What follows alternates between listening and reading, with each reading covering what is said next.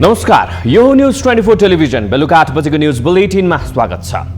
नेपालमा बेला बखत निर्णय लाद्ने प्रवृत्ति सतहमा आउने गर्छ, चाहे त्यो व्यवहारिक होस् वा नहोस्। पछिल्लो पटक साउन 1 गते भित्रै इम्बोस्ड नम्बर प्लेट लिनुपर्ने नत्र कारबाहीको भागीदारी हुनुपर्ने भन्दै यातायात व्यवस्था विभागले धम्कीयुक्त सूचना सार्वजनिक गर्यो। सरकारले बनाएका नियमहरू नागरिकले मान्दै आएका छन्, चाहे त्यो व्यवहारिक होस् वा अव्यवहारिक, खर्च बढाउने खालको होस् वा झन्झटिलो नै किन नहोस्। तर पनि सुरक्षाको बाहनामा इम्बोस्ड नम्बर प्लेटको प्रयोगलाई बाध्यकारी बनाउने निर्णयलाई आत्मस्तरबाट गलत भनिएको छैन। तर करिब 1 महिनाभित्र लाखौं सवारी साधनलाई प्लेट फेर्न भनिरहँदा त्यो निर्णय कार्यान्वयन कतिको सम्भव छ भनेर अलिकति पनि सोचेको देखिँदैन। हुन त विभागले आफ्नो भनाइ सच्याउँदै यसो मात्रै भनेको हो, त्यसो भनेको होइन भने पनि विरोधको चर्को आवाजले बोली फेर्न बाध्य भएको बुझ्न कठिन छैन। अझ पनि विभाग गोल मटोल कुरा गर्दै आफ्नो गल्ती ढाकछोप गर्न चाहिरहेको छ। इम्बोस्ड नम्बर प्लेट प्रकरण नियोजित भएको र अरबौंको चलखेल भएको आरोप संसदमा घन्किएकै हो। पूर्वाधार निर्माणमा अझै अलमल रहेको तथ्यबारे विभागको टालटुले जवाफले पनि यी आरोपलाई कसरी गलत भन्ने अवस्था कठिन छ। सरकारले यस्तो गम्भीर विषयलाई अनदेखा गर्ने होइन, वास्तविक कुरा बुझ्ने पहल गर्नुपर्छ। अब पनि सत्ताको भागभण्डामा मात्रै रमाएर पुग्दैन, नागरिकको चासोका सवालमा पनि ध्यान दिनै पर्छ। अब न्यूज बुलेटिनका हेडलाइन्स। सरकार गठनको लामो समय बितिसक्दा समेत सत्तारूढ दलको ध्यान भागभण्डामै केन्द्रित। चौतर्फी समस्याले जनता पिरुलिँदा समेत सत्तारूढ दलको चासो मन्त्री हेरफेरमा हो। त्यही स्थिति अहिलेको साथीहरूको छ, त्यसैले यसलाई अन्यथा ठान्नु पर्छ। विवादको भुवनीमा फँसेको एकीकृत समाजवादीलाई गठबन्धनप्रति मोहभङ्ग, मन्त्री हेरफेर र वामपन्थी ध्रुवीकरण दुवै विषय अगाडि बढाउने नीति को विकल्पमा चाहिँ अर्को वामपन्थी शक्तिहरूको पनि वाम अलायन्सको कुराहरू पनि हुनसक्छ। प्रशासनको लापरवाहीले पर्साको ठाकुरराम क्याम्पसलाई अनावश्यक आर्थिक भार, क्वारेन्टाइन स्थल बनाउँदा प्रयोग भएको बिजुलीको बिल तिर्न आनाकानी।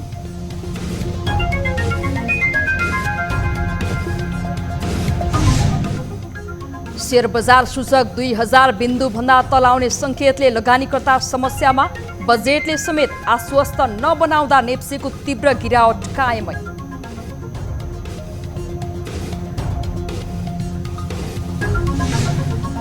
र बेलायतमा धूमपानको बानी छुटाउने सरकारी पहल, चेसायर सहरमा धूमपान त्याग्नेलाई नगद पुरस्कारको अफर, गर्भवती महिलालाई लक्षित गर्दै विशेष योजना सार्वजनिक।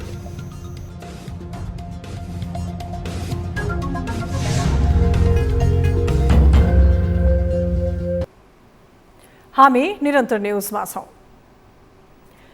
कुनै काम मिलेर गरेपछि भागभण्डा गर्नु स्वाभाविक हो, तर नेपाली राजनीतिमा भने पद र शक्ति समेत मिलिजुली बाँडफाँड गर्ने गरिन्छ। यसका लागि विचार र सिद्धान्त नमिले पनि तालमेल र गठबन्धन गरिए भने कसरी अगाडि बढ्ने भन्ने तथ्य पनि छर्लङ्ग नै छ। सबैलाई अवसर दिन 6 महिनामा नै मन्त्रीमण्डल हेरफेर गरिन्छ। शेरबहादुर देउवाको नेतृत्वमा सरकार बनेको 1 वर्ष पुग्दा नपुग्दै पटक पटक मन्त्रीमण्डल हेरफेर र विस्तार भइसकेको छ। पुनः भागभण्डा मिलाउनका लागि नै मन्त्रीमण्डल परिवर्तन गर्ने पनि गठबन्धनको तयारी छ। एक रिपोर्ट। वर्तमान सरकार गठन हुँदा सुशासन र संविधान रक्षाको नारा दिइयो, तर सुशासनको विषय त उस्तै हो। 5 दल मिलेर बनेको वर्तमान सरकारले 5 पटक मन्त्रीमण्डलको आकार चलाउने काम गरिसकेको छ। 2078 असार 29 गते प्रधानमन्त्रीको रूपमा नेपाली कांग्रेसका सभापति शेरबहादुर देउवा नियुक्त भएका हुन्। सरकार गठनको 1 वर्ष हुँदा नहुँदै फेरि एकपटक मन्त्री फेरबदलको चर्चा चलेकाले अब सरकारको प्राथमिकता नै के भन्ने प्रश्न उब्जिएको छ। तत्कालीन प्रधानमन्त्री केपी शर्मा ओलीले पनि 3 वर्ष सत्ता चलाउँदा 18 पटक मन्त्रीमण्डल विस्तार, पुनर्गठन र जिम्मेवारी हेरफेर गरेका थिए। साथै गैर सांसदलाई मन्त्री बनाउने र म्यादी मन्त्रीको अभ्यासको सुरुवात गरेका थिए। अहिले पनि भागभण्डा मिलाउनका लागि नै नेकपा एकीकृत समाजवादीले त मन्त्री हेरफेरको कामलाई अगाडि बढाइसकेको छ। अन्य दलमा पनि यसबारे बहस सुरु भइसकेको छ। राजनीतिक दलको यो खालको गैर जिम्मेवारीपनका कारण जनता निराश बनेका छन्, तर राजनीतिक दलका नेताहरू यसलाई बाध्यताको उपज भन्दै लाचारीपन प्रदर्शन गरिरहेका छन्। प्रधानमन्त्रीको एकदलीय बहुमतको आधारको सरकार होइन, यो संयुक्त सरकार हो, गठबन्धनको सरकार हो। त्यसैले गठबन्धनमा आबद्ध दलहरूको आन्तरिक व्यवस्थापनका लागि दलका नेताहरूले गरेको निर्णय नै प्रधानमन्त्रीले मान्नुपर्ने हुन्छ। त्यसो भएको हुनाले दल विशेषको आफ्नो निर्णयका बारेमा प्रधानमन्त्री जिम्मेवार हुनुहुन्न। तर आफू सत्तामा हुँदा पटक पटक मन्त्रीमण्डल विस्तार गरेर दर्जनौं मन्त्री बनाएको एमालेका नेता गठबन्धन भागबण्डाका लागि नै बनेको आरोप लगाउँछन्। गठबन्धन सरकारको प्रमुख उद्देश्य नै मिलिजुली खाने रहेको उनीहरूको भनाइ छ। जो मन्त्री भएका साथीहरू हुनुहुन्छ वडा सदस्यले पनि यो तहको अन्त्येष विभेद गर्दैन। तपाईँले हेर्नुहुन्छ भनेदेखि आफ्नो टोल, आफ्नो वडा र आफ्नो घर जहाँ छ त्यहाँभन्दा अन्त कहीँ पनि यिनीहरूले अनि देखिया छैन। अनि त्यसो भएको हुनाले यो छन् अनि उनीहरूले आफ्नो भाग पुर्याउनका लागि मैले पहिले पनि गीत गाउने गरेका थिएँ। त्यहाँ यति यो सेरीको रोपाइँ, यति यो भात खुवाई, यति यो अनि सरकारमा बसाइ, यति यो मन्त्री भए भन्ने मैले गीत गाएको थिएँ। हो त्यही स्थिति अहिलेको यो साथीहरूको छ। त्यसैले यसलाई अन्यथा ठान्नै पर्दैन। भागभण्डा यहाँ चलिरहन्छ। भागभण्डामा त देश यस्तै हो। देश र जनतालाई के पाएको छ? सरकारको लागि सरकार चलेको छ। देश जहाँको त्यहीँ छ।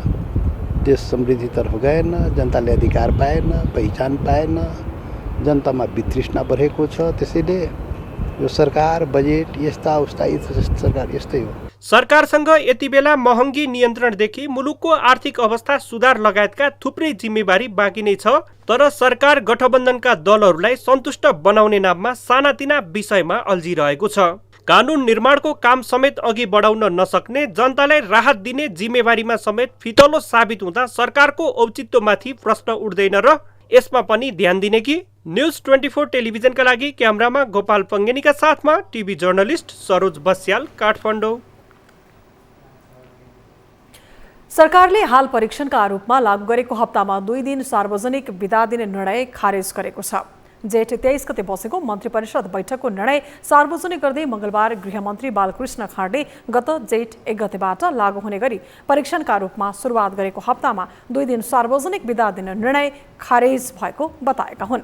मंगलबार मन्त्री परिषदको निर्णय सुनाउँदै गृहमन्त्री खाँडले शिक्षा र स्वास्थ्यमा व्यावहारिक नदेखिएकाले यो निर्णयलाई खारेज गर्नु परेको बताए। सरकारले विश्व बैंकबाट हरित उत्थानशील समावेश विकासका लागि हुने 100 मिलियन प्राप्त हुने अमेरिकी डलर करिब 12 अर्ब रुपैयाँ सहुलियतपूर्ण ऋण सहायता लिन वार्ता टोली गठन गर्ने, व्यापार तथा निकासी प्रवर्धन केन्द्रको रिक्त कार्यकारी निर्देशक पदमा शरद विक्रम राणालाई नियुक्त गर्ने निर्णय पनि गरेको छ।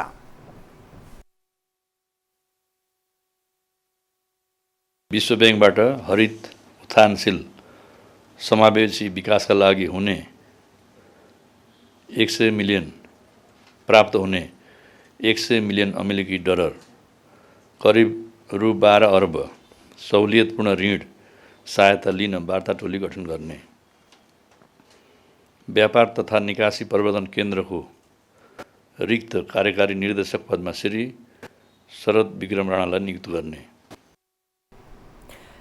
त्यस्तै सरकारले लोकसेवा आयोगको सिफारिस बमोजिम निजामती सेवाको नेपाल वन तथा नेपाल शिक्षा सेवाका 4 जनालाई राजपत्राङ्कित प्रथम श्रेणी वा सो सरहको पदमा नियुक्त गरी पदस्थापन गर्ने निर्णय गरेको छ।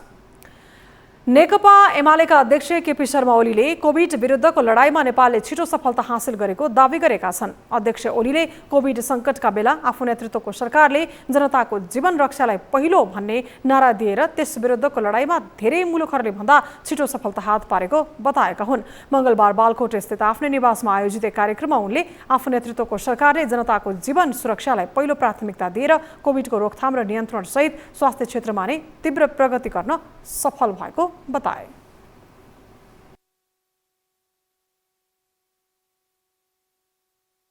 धेरै डाक्टरहरूले, धेरै नर्सहरूले जीवनको आफ्नै स्वास्थ्यको आफ्नै सुरक्षाको परवाह नगरेर उपचार उपलब्ध गराउन लगाउँथ्यो र कतिपय देशहरूमा त्यस प्रकारको हाम्रोमा जति गम्भीरताका साथ हामीले लियौँ र जति छोटो समयमा हामीले तीव्र गतिमा जुन प्रगति गर्यौँ स्वास्थ्य क्षेत्रमा अस्पतालहरूको विस्तार।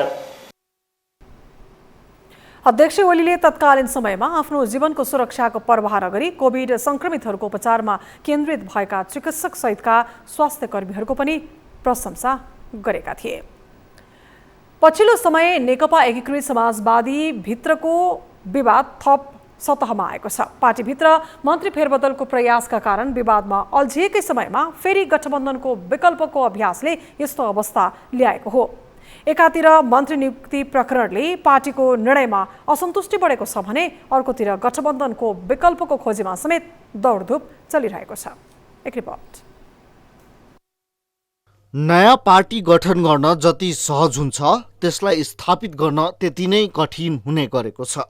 नेकपा एमाले फुटाएर बनेको नेकपा एकीकृत समाजवादी पार्टी अहिले यही अवस्थामा छ। पार्टीलाई सशक्त बनाउने भन्दै गठबन्धन दलसँग मिलेर स्थानीय निर्वाचनमा होमिएको सो दल निर्वाचन नतिजाबाट अहिले धेरै सोच्ने अवस्थामा पुगेको छ।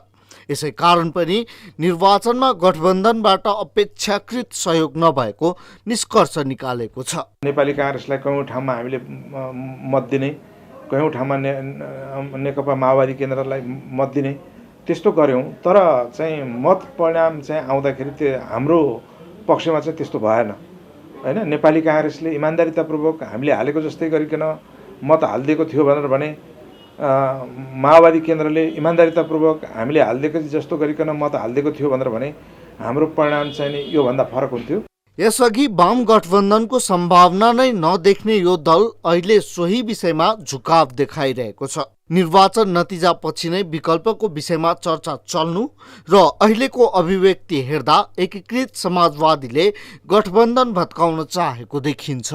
मुलुकको आवश्यकतालाई हेर्ने हो भने वाम एकता आवश्यक हो, तर वामपन्थी आन्दोलनका आफूलाई मूल भन्ने नेताहरू जुन छन् नि ती नेताहरू एकताको पक्षमा छैन।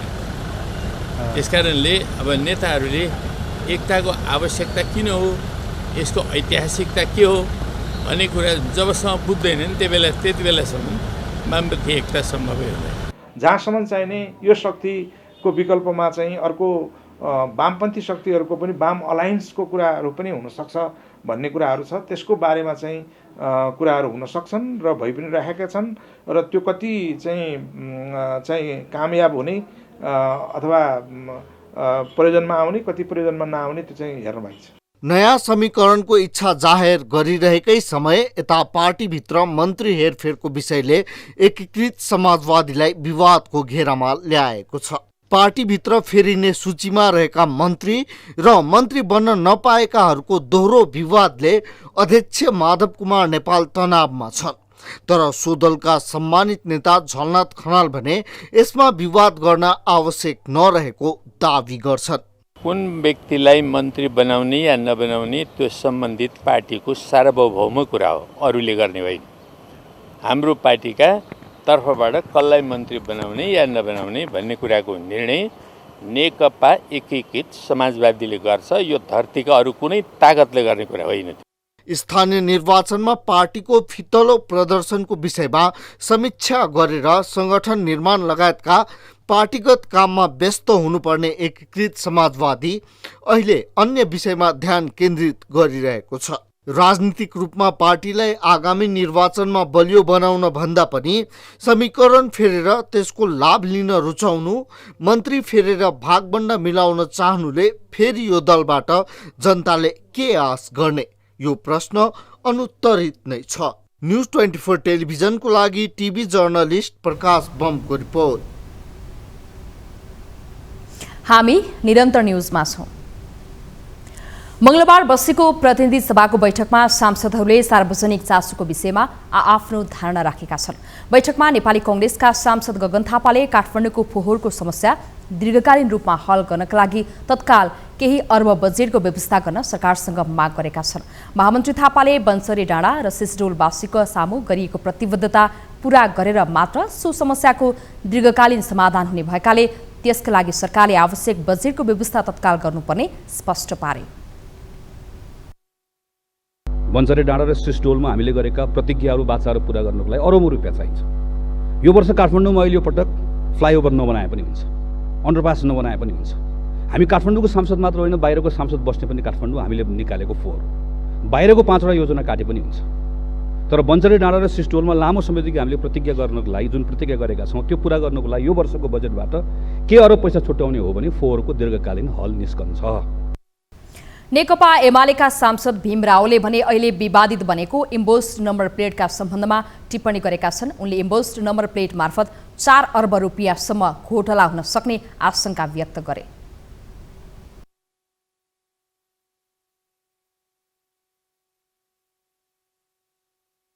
साउन 1 गतेसम्म गर्ने बेगर नभए कारबाही गर्छ। मेरो समर्थन छ फेरि त्यो मान्यजीलाई अस्ति बोल्नु भएको भने मेरो पनि धारणा त्यही छ। अनि यो लोकतन्त्रमा आफू अनियमित काम गर्ने, देशको अर्थतन्त्रलाई अप्ठ्यारोमा पार्ने, त्यो गाडीमा नम्बर प्लेट लेख्दा नेपालले कति रोजगारी पाउँथे हिसाब किताब गरिरहेको छ नेपाल सरकारले। रावले इम्बोस्ड नम्बर प्लेट बनाउने ठेक्काको सन्दर्भमा बोल्दै विदेशी कम्पनीलाई बायोमेट्रिक गर्न दिन नहुने पनि जिकिर गरेका छन्। यातायात व्यवस्था विभागले साउन 1 गतेभित्र 25 लाख सवारी साधनमा इम्बोस्ड नम्बर प्लेट राख्ने कुरा नगरेको स्पष्ट पारेको छ। मंगलबार पत्रकार सम्मेलन गर्दै विभागले साउन 1 गतेभित्र 25 लाख सवारी साधनमा इम्बोस्ड नम्बर प्लेट राख्न सूचना जारी नगरिएको बताएको हो। पत्रकार सम्मेलनमा बोल्दै विभागका महानिर्देशक नवराज घिमिरेले विभागले आफ्नो नियमित कार्यतालिकाका अनुसार सूचना प्रकाशित गरेको बताएका छन्। उनले 2078 मङ्सिर 1 गतेबाट नयाँ दर्ता हुने, फागुन 1 गतेबाट नामसारी भएर आउने नयाँ र 2079 जेठ 1 गतेबाट नवीकरण गर्न जाँदा इम्बोस्ड नम्बर प्लेट अनिवार्य गरिए अनुसार जडान भए नभएको अनुगमन गर्ने सूचना आएको दावी गरेका छन्। 2078 मङ्सिर 1 गतेबाट नयाँ दर्ता हुने सवारी साधनहरूमा इम्बोस्ड नम्बर प्लेट अनिवार्य गरिएको थियो भने 2078 फागुन 1 गतेबाट नामसारी भएर आउने नयाँ सवारी साधनहरू, जुन पुराना सवारी साधन किनबेच भएर नामसारी भएर आउँछ, ती सवारी साधनहरूमा इम्बोस्ड नम्बर प्लेट अनिवार्य गरिएको थियो भने 2079 जेठ 1 गतेबाट नवीकरण गर्न जाँदा इम्बोस्ड नम्बर प्लेट अनिवार्य गर्न भनिएको थियो। महानिर्देशक घिमिरेले गण्डकी प्रदेश र बागमती प्रदेशमा इम्बोस्ड नम्बर प्लेट जडानको तयारी पूरा भइसकेकाले पछिल्लो सूचनामा गण्डकी र बागमती प्रदेशलाई मुख्य फोकस गरिएको जानकारी दिए। उनले गण्डकी र बागमती प्रदेशमा 4 पाङ्ग्रे वा सोभन्दा ठूला सवारी साधन र गुर्जुधारामा 2 पाङ्ग्रे सवारी साधनका लागि जडान तयारी पूरा भएको समेत बताएका छन्।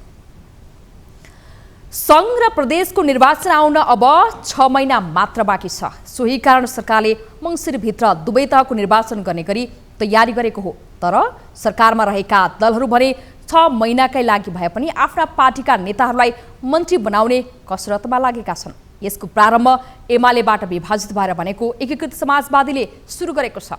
तर यो अभ्यास अन्य दलले पनि सुरु गर्ने संकेत देखाएको छ। एक रिपोर्ट। सरकार बनेको 3 महिनासम्म मन्त्री परिषदलाई पूर्णता दिन नसकेका प्रधानमन्त्री शेरबहादुर देउवाले सरकारको नेतृत्व गरेको 11 महिना भयो। स्थानीय निर्वाचन सम्पन्न गरेको सरकार यति बेला प्रदेश र संघीय निर्वाचनको तयारीमा जुट्नुपर्ने हो। तर उनी मन्त्रीमण्डल हेरफेर गर्नुपर्ने दबावमा परेका छन्। यसरी दबाव एकीकृत समाजवादीबाट मात्रै होइन, जसपा र कांग्रेसमै समेत देखिएको छ। कांग्रेसमा त झन् संस्थापन र इतर समूह दुवैतिर मन्त्रीका आकांक्षी भएकोले यो बहस पेचिलो बनेको हो। पार्टीको केही नयाँ सांसदहरू जसले यो मन्त्री बनेर काम गर्ने अनुभव गर्न पाउनु भएको छैन, निर्वाचित भएर आउनुभयो केही नयाँ साथीहरूले यत्रो नेपाली कांग्रेस सरकार हुँदै गर्दाखेरि पनि केही नयाँ साथीहरूले मौका पाएको भए केही नयाँ कुराहरू सिक्ने मौका हुन्थ्यो र त्यस पछाडि चाहिँ भविष्यका निम्ति आफूलाई नयाँ जिम्मेवारीलाई तयार गर्न सकिन्थ्यो भन्ने कुरा चाहिँ थुप्रै सांसदहरूको कुरा छ, खास गरी नयाँ सांसदहरूको। किनकि नेपाली कांग्रेसमा यो एकल सरकार बने पनि एउटै अनुहारले मन्त्री हुने, गठबन्धनको सरकार भने अनुहार मन्त्री हुने। यता माओवादीको अवस्था पनि फरक छैन। 5 दलीय गठबन्धनको सरकार बन्दा आकांक्षी धेरै हुँदै अध्यक्ष पुष्पकमल दाहाल प्रचण्डले अन्यलाई पालो आउने भन्दै थमथम्याएका थिए। अहिले मन्त्री फेर्ने माहौल बन्दा उनी पनि दबावमा परेका छन्। मन्त्री बनाउँदाखेरि नेताहरूले अब प्यारो मान्छेलाई बनाउने चलन सुरु भएको छ हैन। अब प्यारो हुन जो पनि चाहन्छ। अब यो मैले चलाउन सक्दिनँ कोही भन्दैन हैन। अब कुनै एउटा विषयप्रतिको ज्ञाता मान्छे खोज्ने अथवा आफ्नै पार्टीभित्र पनि त्यस्ता मान्छेहरूको छनौट गर्ने परिपाटी रहेन। सरकारमा रहेको अर्को दल जनता समाजवादी पार्टीमा पनि मन्त्री फेर्नुपर्ने आवाज बलियो भएको छ। सरकारमा जान चाहनेहरूको लड्को लामो रहेकोले जसपालाई यो विषयले टाउको दुखाउने निश्चित प्राय छ। गर्नु त पर्छ। किन गर्नुपर्छ भने हाम्रो संसदीय दलमा माननीय उपेन्द्र यादवजीको नै प्रस्ताव थियो कि 6 महिनापछि चाहिँ मन्त्रीहरू फिर्ता बोलाउने र नयाँ मन्त्रीहरूले पठाउने भने हाम्रो सहमति नै भएको थियो र कार्यकारिणी बैठकमा पनि सहमति भएको थियो। यसकारण जनता समाजवादी पार्टीबाट पनि चाहिँ यो गएको मन्त्रीहरूले फिर्ता बोलाउने, नयाँ मन्त्रीहरूको नाम चाहिँ पठाउने भए चाहिँ कुरामा हामीले व्यापक दबाव छ र यो कुरामा चाहिँ पार्टीले पनि सोच्नुपर्छ। हुन त अहिले नेपालको राजनैतिक अभ्यास नै शक्तिको बाँडफाँडमा मिलिजुली गर्ने तर जिम्मेवारीमा एकअर्कालाई देखाउने प्रवृत्ति विकास भइरहेको छ। यसले मुलुकलाई कुन दिशामा लैजाने हो त्यसको उत्तर दलहरूले समेत दिन सकेका छैनन्। तर यही प्रवृत्ति कायम रहे आगामी निर्वाचनमा मतदाताले पक्कै पनि यसबारे आफ्नो राय दिन्छन् भन्ने तथ्य भुल्न मिल्दैन। न्युज 24 टेलिभिजनका लागि टिभी जर्नलिस्ट राजन ढकालको रिपोर्ट। चालू आर्थिक वर्ष सकिने लाग्दा समेत सुदूरपश्चिम प्रदेश सरकारको विकास बजेट खर्च निराशाजनक देखिएको छ। 18 अर्ब 73 करोड 21 लाख पुँजीगत बजेट रहेको प्रदेश सरकारले हालसम्म 30% बजेट मात्रै खर्च गरेको छ। एक रिपोर्ट। सुदूरपश्चिम प्रदेश सरकारले आर्थिक वर्ष सकिने लाग्दा जम्मा 30% पुँजीगत बजेट खर्च गरेको छ।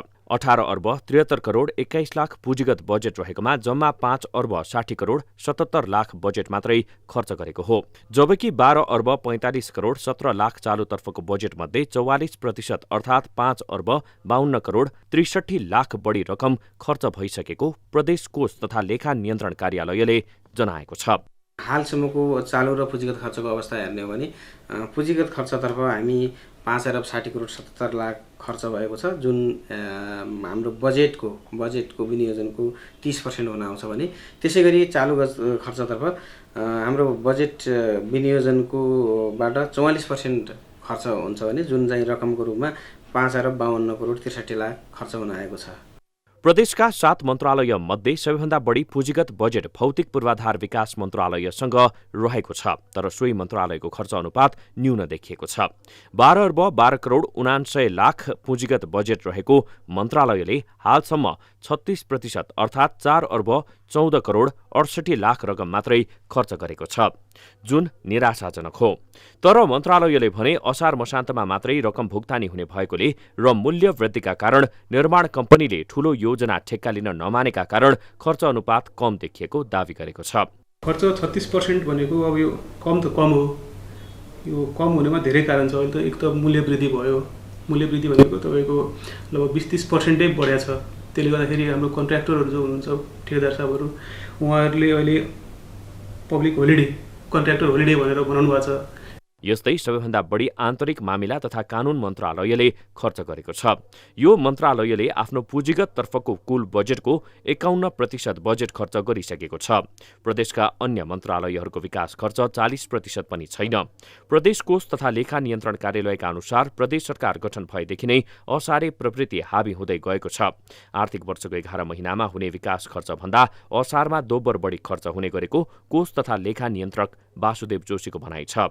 पुँजीगत खर्चको हकमा हामी भौतिक पूर्वाधार विकास मन्त्रालयमा नै बढी हुन्छ।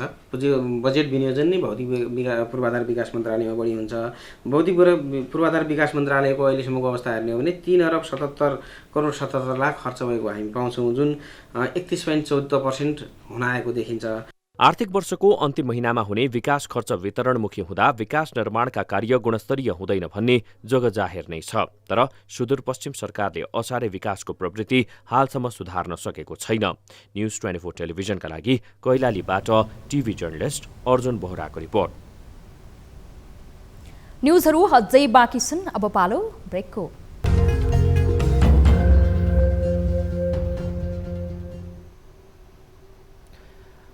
हामी निरन्तर न्युजमा छौँ। कोरोना महामारीको समयमा सरकारले स्कुल र क्याम्पसलाई क्वारेन्टाइन क्षेत्रको रूपमा उपयोग गरेको थियो।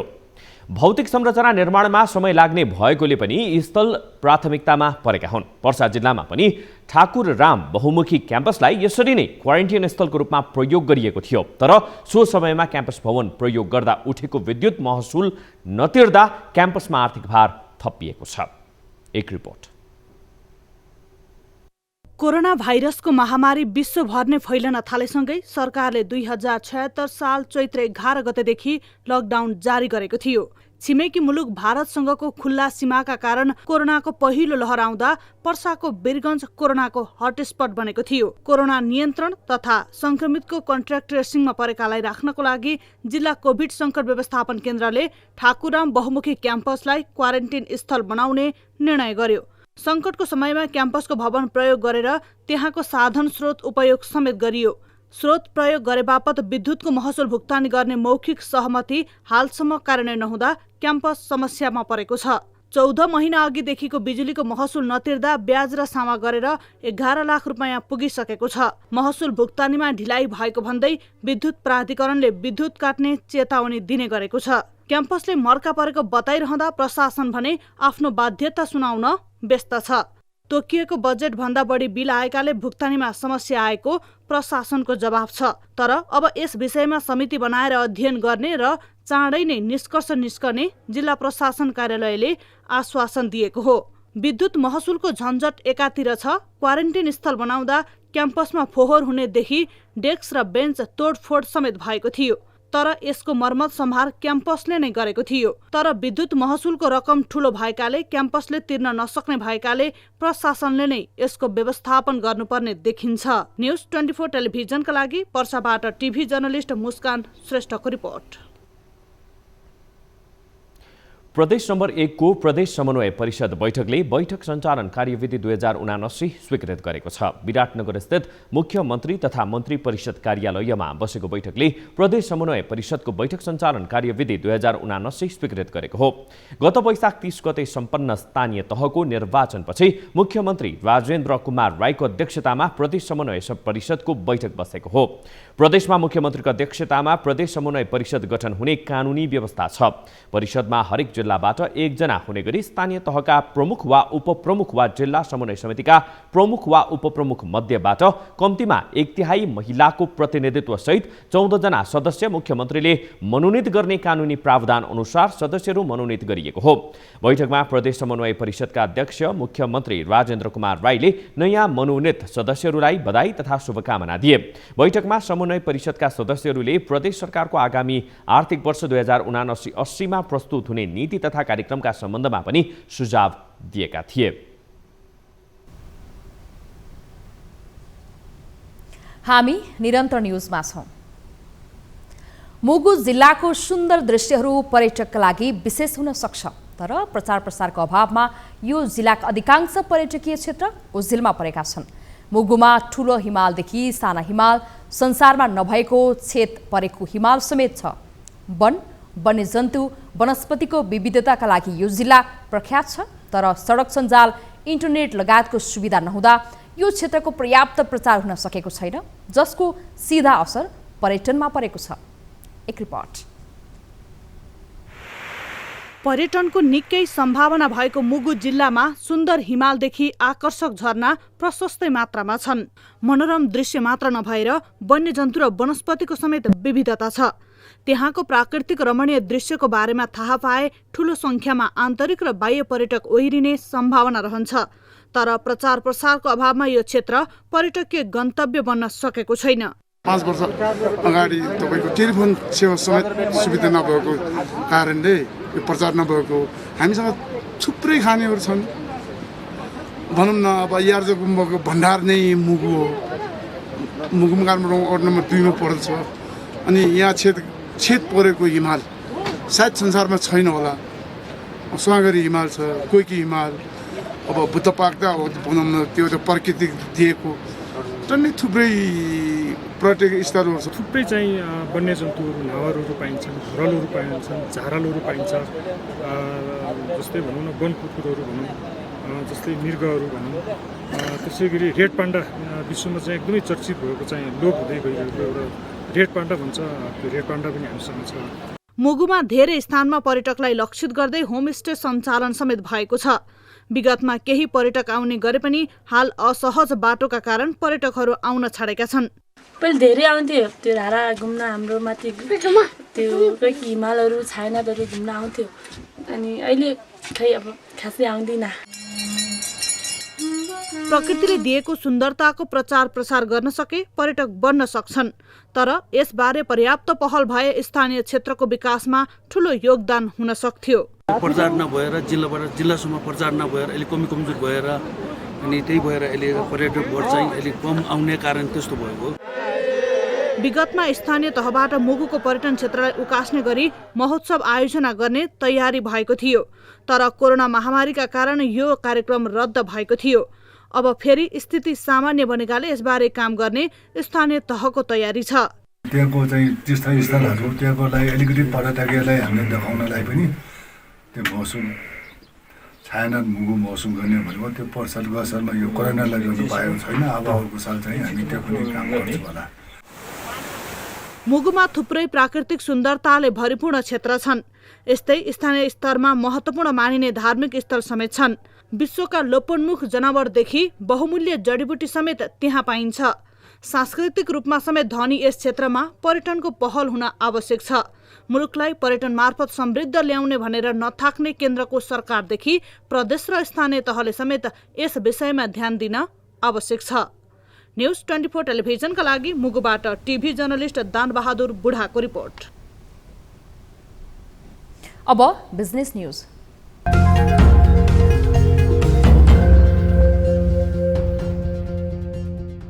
सोमबार शेयर बजार नेप्सेमा एकै दिन 45.59 अङ्कले गिरावट आएको छ। बिहान नेप्से परिसूचक 2065 अङ्कबाट कारोबार सुरु भएकोमा परिसूचक दिनको अन्त्यमा 2020.23 अङ्कमा पुगेर बन्द भएको छ। गिरावट आएको बजारमा सेन्सेटिभ इन्डेक्स 11.24 अङ्कले घटेर 389 अङ्कमा पुगेको छ। नेप्सेमा साताको पहिलो दिन सोमबार 12.89 अङ्कले गिरावट आएको थियो। त्यस्तै नेप्सेमा 38,87,748 किताको शेयर खरिद बिक्री हुँदा 1,31,28,06,000 रुपैयाँ बराबरको कारोबार भएको छ। नेप्सेमा मंगलबार 181 कम्पनीका लगानीकर्ता ठूलो रकम गुमाएका छन् भने 15 कम्पनीका शेयर धनीले केही नाफा कमाएका छन्। शेयर बजारमा 2 company Balephi hydro power company र उपकार लघु वित्त वित्तीय संस्थाको शेयर मूल्यमा सकारात्मक सर्किट लागेको छ। सकारात्मक सर्किट लागेका कम्पनीमा बलेफी हाइड्रो पावर कम्पनीको शेयर 18 रुपैयाँ बढेर 203 रुपैयाँ 9 पैसा पुगेको छ। यस्तै उपकार लघु वित्तीय संस्थाको शेयर मूल्यमा 193 रुपैयाँ बढेर 2126 रुपैयाँ पुगेको छ। मंगलबार नेप्सेमा एकमात्र कम्पनी हिमालय बैंकको शेयर मूल्यमा 10% को नकारात्मक सर्किट लागेको छ। सर्किट लागेको हिमालय बैंकको शेयर मूल्यमा 38 रुपैयाँ 50 पैसाले घटेर 323 रुपैयाँ पुगेको छ। नाडा अटोमोबाइल्स एसोसिएसन अफ नेपालले विद्युतीय सवारी साधनहरूमा गरेको महसुल वृद्धिप्रति आपत्ति जनाएको छ।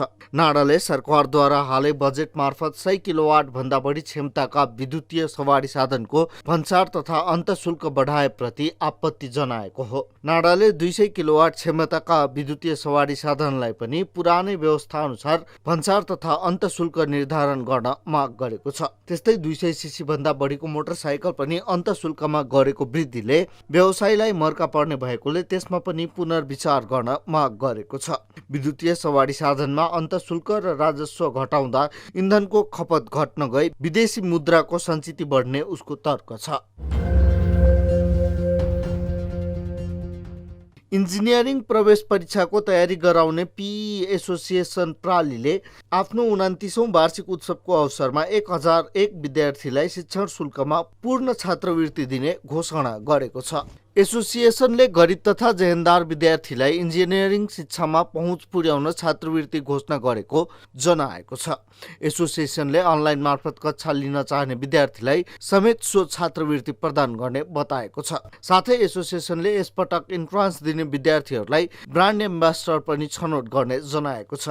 पीईले यस वर्षदेखि PA mentors digital learning form मार्फत इन्जिनियरिङ प्रवेश परीक्षाको पूर्ण तयारी कोर्स उपलब्ध गराउँदैछ। पीई एसोसिएसनले विगत 28 वर्षदेखि इन्जिनियरिङ तयारी कक्षा सञ्चालन गर्दै आएको छ।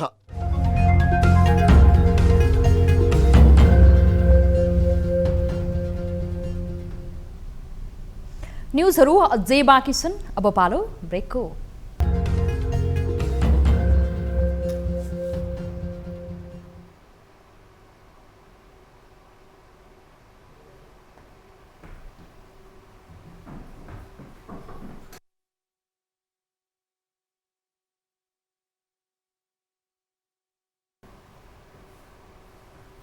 हामी निरन्तर न्युजमा छौं। अब स्पोर्ट्स न्यूज। 19औं एसियन गेम्समा सहभागिता जनाउने खेलका लागि नेपालले प्रशिक्षण औपचारिक रूपमा बुधबारबाट सुरु गर्ने भएको छ। राष्ट्रिय खेलकुद परिषदले मंगलबार एक कार्यक्रम आयोजना गरी एसियन गेम्समा नेपालले सहभागिता जनाउने 23 खेलकै प्रशिक्षण बुधबारबाट सुरु हुने जनाएको छ। राखेपले जनाअनुसार पहिलो चरणको प्रशिक्षण जेठ 25 गतेदेखि असार 23 गतेसम्म सञ्चालन हुनेछ। सहभागिता जनाउने 23 खेलकै लागि प्रारम्भिक चरणका लागि खेलाडी छनौट भइसकेका छन्। नेपालले 23 खेलका लागि प्रारम्भिक चरणका लागि 230 पुरुष तथा 284 महिला सहित कुल 514 खेलाडी छनौट भएका छन्। राखेपका अनुसार दोस्रो चरणको छनौट असार 24 गतेदेखि 27 गतेसम्म हुनेछ। साथै आन्तरिक मूल्याङ्कन असार 28 गतेदेखि 30 गते हुनेछ। नेपालले एसियन गेम्समा तेक्वान्दो, कुस्ती, कराते, भारोत्तोलन, बक्सिङ, जुडो, एथलेटिक्स, पौडी, साइक्लिङ, ट्रायथलन, महिला फुटबल, उसु, गल्फ, आर्चरी, बास्केटबल, महिला कबड्डी, फेन्सिङ, महिला ह्यान्डबल, टेबल टेनिस, महिला भलिबल, पुरुष क्रिकेट, सुटिङ र ब्याडमिन्टनमा सहभागिता जनाउँदैछन्।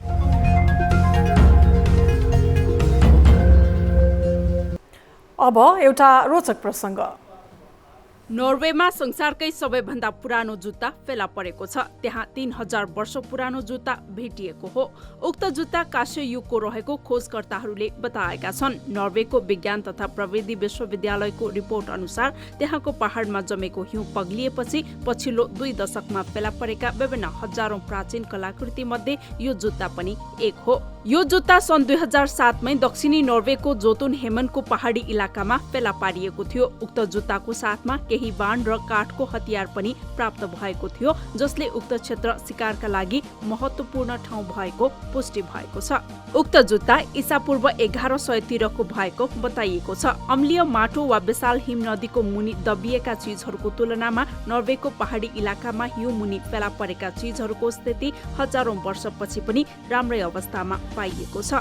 त्यहाँ हतियार, कपडा, रुख तथा जनावरका अवशेष सबै हिउँबाटै निस्किएका छन्, जसले नर्वेको हजारौं वर्ष अगाडिको इतिहासको खुलासा गरेको छ। जलवायु परिवर्तनका कारण हजारौं वर्षदेखि जम्मा भएको हिउँ पग्लिन थालेसँगै त्यहाँ पुरिएका ऐतिहासिक वस्तुहरू बाहिर देखिने गर्दछन्। अब वेदर अपडेट।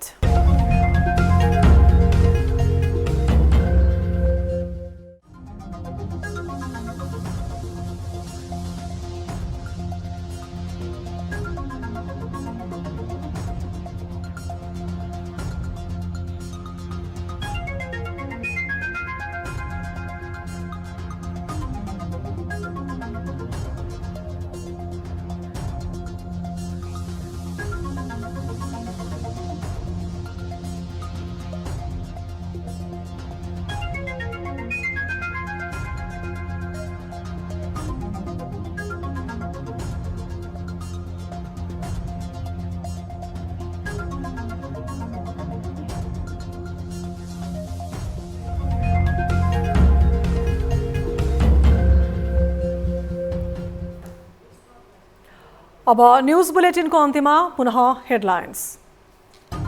सरकार गठनको लामो समय बितिसक्दा समेत सत्तारूढ दलको ध्यान भागभण्डामै केन्द्रित। चौतर्फी समस्याले जनता पिरोलिँदा समेत सत्तारूढ दलको चासो मन्त्री हेरफेरमा। त्यो मन्त्री भयो भन्ने मैले गीत गाएको थिएँ हो, त्यही स्थिति अहिलेको यो साथीहरूको छ। त्यसैले यसलाई अन्यथा ठान्नु पर्दैन। विवादको भुमरीमा फसेको एकीकृत समाजवादीलाई गठबन्धनप्रति मोह भङ्ग। मन्त्री हेरफेर र वामपन्थी ध्रुवीकरण दुवै विषय अगाडि बढाउने नीति। शक्तिको विकल्पमा चाहिँ अर्को वामपन्थी शक्तिहरूको पनि वाम अलायन्सको कुराहरू पनि हुनसक्छ। प्रशासनको लापरवाहीले पर्साको ठाकुराम क्याम्पसलाई अनावश्यक आर्थिक भार। क्वारेन्टिन स्थल बनाइरहँदा प्रयोग भएको बिजुलीको बिल तिर्न आनाकानी।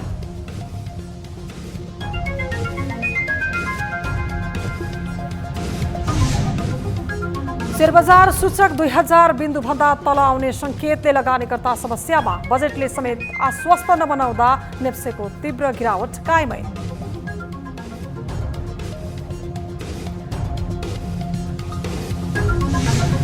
र बेलायतमा धुमपानको बानी छुटाउन सरकारी पहल। चेसायर सहरमा धुमपान त्याग्नेलाई नगद पुरस्कारको अफर।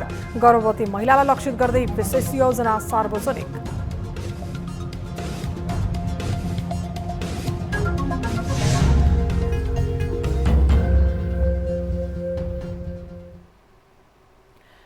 बेलुका 8 बजेको न्युज बुलेटिन अहिलेलाई यति नै। ताली र गालीका लागि हामीले सोधेको प्रश्नको अन्तिम नतिजा यसपछि प्रसारण हुने कार्यक्रम सीधा कुरा जनतासँगमा हेर्न सक्नुहुनेछ। थप न्युजका लागि हाम्रो वेबसाइट www.news24nepal.com हेर्नुहोला। साथै हामीलाई फेसबुक, ट्विटर र युट्युबमा पनि फलो गर्न सक्नुहुनेछ। यस्तै मोबाइल, भाइबर र इमेलबाट 24 हेल्प डेस्कमा समस्या र गुनासो गर्न सक्नुहुनेछ। अहिलेलाई बिदा दिनुहोस्। हामी निरन्तर न्युजमा छौँ। नमस्ते।